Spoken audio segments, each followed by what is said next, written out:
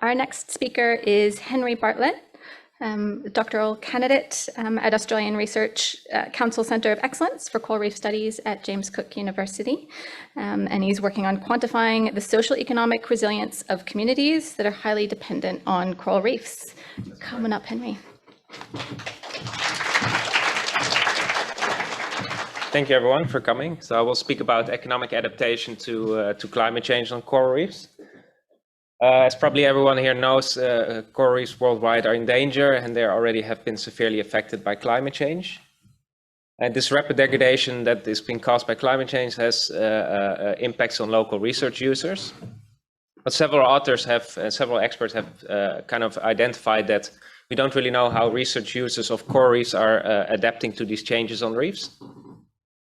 And the tourism industry is one of the industries that's heavily impacted by coral reefs. So a study that we did earlier this year found that on the GBR, after the 2016 bleaching event, the visitor numbers went down and they did not recover. Prior work on how the tourism industry adapted to climate change has been mainly hypothetical.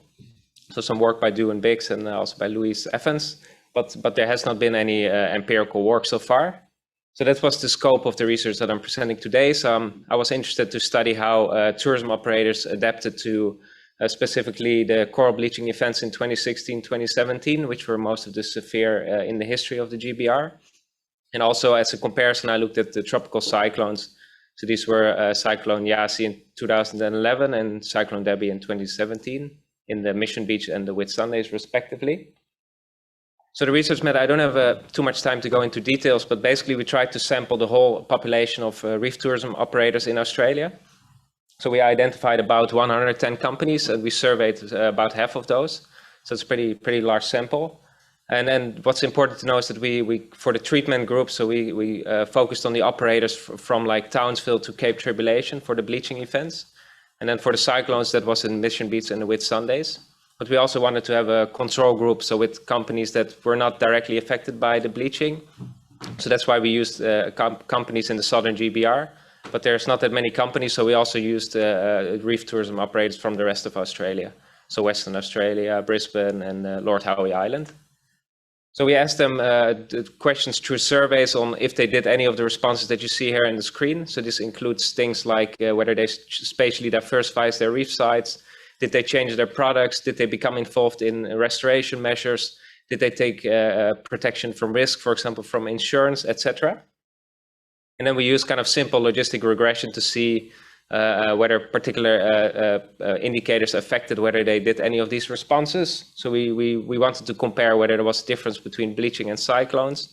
Also whether the experience severity, so the number of the fraction of the reef sites for an individual operator that was affected, whether that had an impact on the responses. And then we also looked at some demographic and company effects. What we did then is that to see it here in this bit of a complicated graph is that we should look at which responses were often implemented together, so which were correlated. So the interesting thing to note here is that visitor education was one of the things that came up, which wasn't in our survey. And that was implemented by about 20% of the sample. And this was correlated to climate action. So the people that did visitor education often also did climate action. So we kind of merged these into a combined response. If we then look at how often each individual response was implemented. So here on this graph, you see the fraction of operators that implemented each response. So just as to give an example, we also distinguish between their primary response, so the most important thing they did out of all the things they did. So for example, here you see that on the left side, this is the treatment sample. So these were all the companies that were affected by bleaching. You see that about 50% took restoration measures or became involved in restoration measures, and also 50% took climate action. But the primary response was much more often restoration measures. So climate action was more often a secondary response. If we then look at the control samples, these were companies that had none of their reef sites affected by bleaching.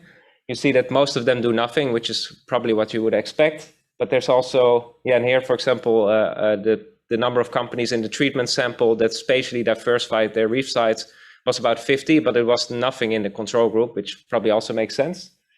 There was like a fraction of companies that also did climate actions. That was something which already started even if companies weren't affected. So here's kind of the similar graph, but here we look at the comparison between bleaching and cyclones. So here we compared like the most severely affected operators by bleaching, so those that had more than 50% of their reef sites affected. So here the most important things we found is that for cyclones, almost all the companies spatially diversified their reef sites, so they went to other sites on their tours. But that was more often a secondary response. So that was not the most important thing they did. So the most important thing in the cyclone sample was really to change the operating model. So a lot of companies diversified their products, but also coping measures, so relief measures like reducing staff or selling assets was often a primary response for cyclones. If we then go to the regression model, so I cannot explain all the details, but I will give some of the most important findings. We found that the likelihood of engaging in reef restoration was really strongly affected by the severity of reef sites. So that was a really strong effect. And we found also a significant effect for cyclones. So operators affected by cyclones were significantly less likely to become involved in restoration. Yeah, we also find some interesting demographic effects. So we found that companies that were represented by younger representatives were less likely to take climate action. And we found that companies represented by female representatives, they were less likely to be involved in restoration. So this was also quite a strong effect, which we didn't expect. So I will just go to the discussion for some of the most important points. Yeah, so this idea that the severity had a really strong impact on restoration, that really shows that once a lot of the sites for an operator are getting affected, they're starting to do something to trying to recover their area. So that hasn't been empirically shown before. But we have to find out whether these measures they're taking, whether they're actually effective. And they're less likely for cyclone effects. So it might be that the damage from cyclones is too heavy to be addressed by restoration. But there could also be other reasons. So maybe cyclone effects give much more above the ground damage, so the companies have to focus on that instead of restoring the natural environment. We also find that spatial diversification is really important response to climate disturbances. So this really shows that this kind of different impacts of bleaching on different sites, and the GBR being such a large area that provides resilience so that all companies can switch to healthier sites. But it remains unsure how long that can remain into the future. So it could be argued that the current adaptation strategies are mainly buying time until more like robust mitigation and adaptation alternatives are developed. And it's interesting that for cyclone impacts, the operators already consider product diversification as a viable adaptation strategy. So that's different from bleaching. Yeah, so for cyclones, a lot of the companies already diversified from their preferred ecosystem.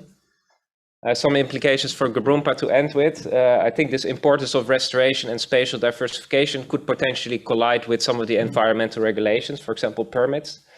But on the other hand, a lot of the Gebrumpa activities might have affected that a lot of companies became involved in restoration and in monitoring, for example. And then there's some of these barriers related to the demographics of the companies that would be interested to study further. Thank you so much.